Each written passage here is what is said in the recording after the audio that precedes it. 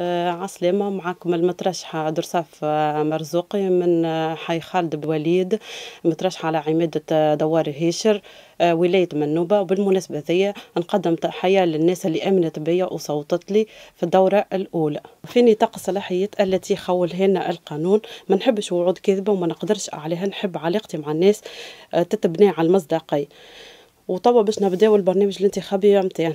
اول حاجه باش نبداو بها هي توفير وسائل النقل العمومي اللي هي عندنا خط نقل دوار هيشر الشرقيه وخط نقل حي خالد بن وليد سليمان كاهية. وثاني حاجه تحسين البنيه التحتيه وتعبيد الطرقات والتنوير العمومي. ثالث حاجة هي إحياء المنطقة الصناعية.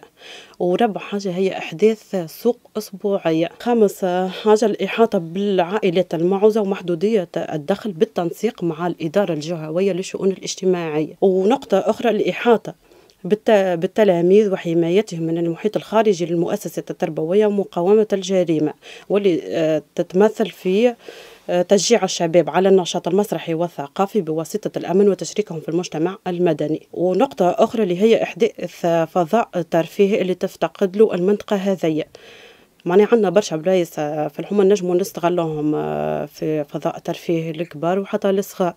ختاما للكلام اللي قلته، نستنى صوتكم نهار 4 فيفري.